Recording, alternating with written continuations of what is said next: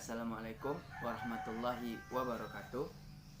Innal hamdalillah nahmaduhu wa nasta'inuhu wa nastaghfiruh wa na'udzu billahi min syururi anfusina wa min sayyiati a'malina. May yahdihillahu fala mudhillalah wa may yudlilhu fala hadiyalah. Asyhadu an la ilaha illallah wa asyhadu anna Muhammadar Rasulullah. Allahumma shalli ala Muhammad wa ala ali Muhammad. Baiklah, perkenalkan, nama saya Alhamda Syukri, NIM 11820712 jurusan Ilmu Hukum kelas F, Fakultas Syariah dan Ilmu Hukum, Universitas Islam Sultan Syarif Qasim Riau. Baiklah, pada kesempatan kali ini saya akan mencoba untuk menjelaskan bagaimana cara untuk membuat peraturan perundang-undangan maupun membuat perda. Nah, pada kesempatan kali ini saya akan berusaha untuk menjelaskan pembuatan perda secara singkat saja. Nah, untuk pembuatan perda itu sendiri kita harus mengetahui terlebih dahulu apa-apa saja yang ada pada perda tersebut. Nah, untuk lebih lanjutnya mari kita cek slide berikutnya. Nah, pada kesempatan kali ini saya telah membuat contoh atau kerangka dari undang-undang yang telah saya buat sendiri. Nah, di sini contohnya saya bikin adalah peraturan daerah dari sebuah kota. Nah, yang saya pilih di sini adalah Kota Pekanbaru. Di sini bisa kita lihat, teman-teman. Pada bagian pertama tentunya yang harus kita buat adalah judul. Nah, di sini yang harus kita perhatikan pada pembuatan judul adalah peraturan daerah Kota Pekanbaru.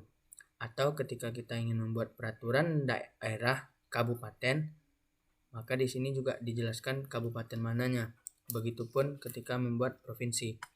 Nah, setelah itu, setelah membuat nama peraturan daerah kotanya ini, kemudian dibuatlah nomor dari peraturan ini. Kemudian dibuat tahun kapan pembuatan undang-undang tersebut.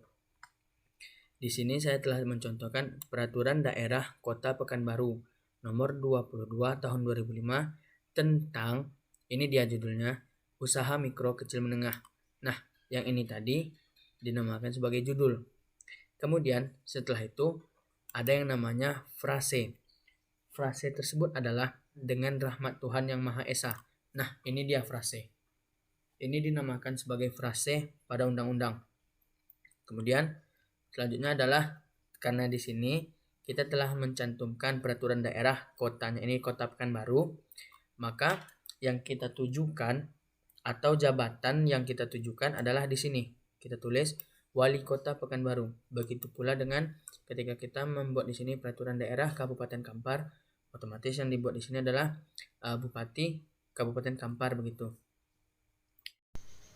Untuk selanjutnya itu ada yang namanya konsideran. Konsideran itu sendiri adalah alasan atau kenapa undang-undang ini dibuat, baik itu secara yuridis, filosofis maupun sosiologisnya. Dalam pembuatan konsideran harus diawali dengan kata menimbang. Di sini dia kata menimbang. Kemudian di dalam setiap kata atau alasan yang kita masukkan harus berawal atau diawali dengan kata bahwa. Semuanya bahwa. Di sini bahwa, di sini bahwa, di sini bahwa, dan di sini juga bahwa.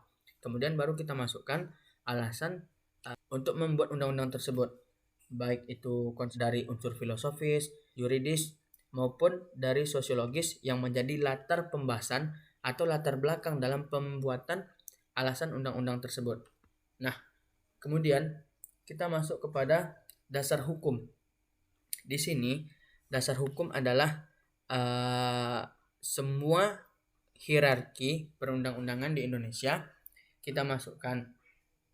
Namun perlu diingat ada beberapa catatan ketika membuat dasar hukum tersebut. Contohnya diawali dengan kata mengingat.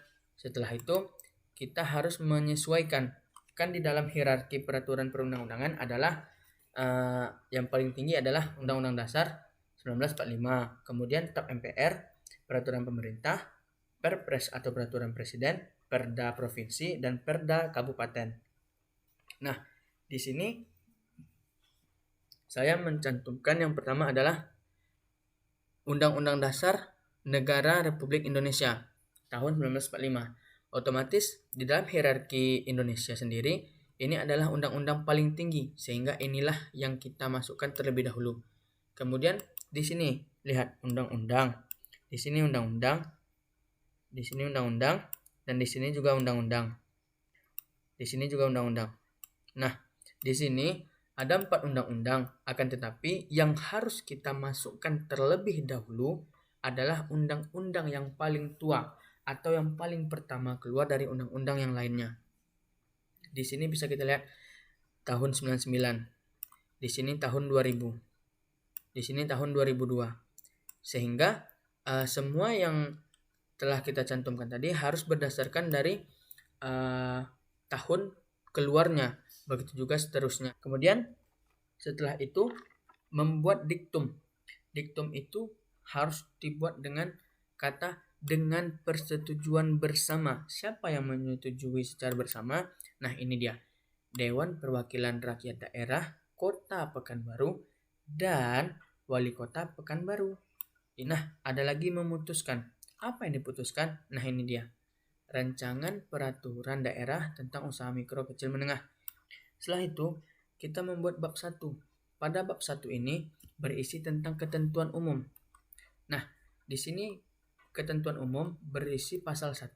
Nah, pasal 1 tersebut adalah berisi tentang penjelasan-penjelasan umum tentang apa saja yang akan ada pada undang-undang tersebut. Contoh nih, daerah Kota Pekanbaru.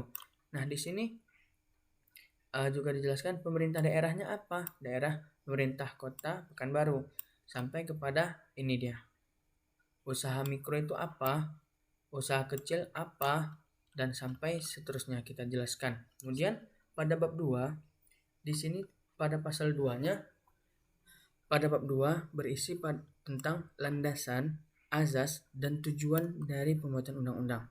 Nah, di sini pasal 2 tentang landasan. Apa landasan hukum dari undang-undang yang kita buat tadi, yaitu undang-undang tentang usaha mikro kecil menengah tersebut? Nah, ini dia, usaha mikro kecil dan menengah berlandaskan demokrasi ekonomi yang berdasarkan Pancasila dan Undang-Undang Dasar Republik Indonesia tahun 1945. Ini dia landasan dari pembuatan undang-undang tersebut. Nah, adapun azas kita masukkan pada pasal 3. Azas tersebut berisi tentang nih, azas semuanya nih. Ini adalah azas dari usaha mikro kecil dan menengah semuanya. Nah, pada pasal 4-nya itu berisi tentang tujuan. Ini tujuan pada pasal 4-nya ini. Nah, coba kita lihat. Tujuan dari usaha mikro kecil dan menengah adalah untuk menumbuhkan dan mengembangkan usahanya dalam rangka membangun perekonomian nasional berdasarkan demokrasi ekonomi yang berkeadilan. Setelah itu, kita membuat ketentuan penutup begitu. Untuk yang terakhir kita buat penutup, di mana kata penutup tersebut selalu ini dia. Ini kata-kata penutup. Ini kata-kata penutup.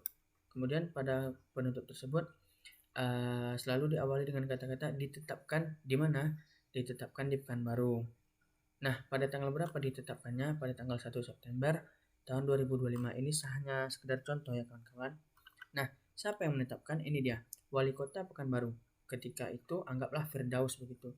Nah, setelah itu juga diawali dengan diundangkannya. Diundangkannya ini di mana? Diundangkan di Pekanbaru pada tanggal yang sama dengan yang di atas, yaitu pada tanggal 1 September, dan dibuat oleh Sekretaris Daerah Kota Pekanbaru. Siapa Sekretaris Daerah Kota Pekanbaru ketika itu? Anggaplah Muhammad Nur MBS.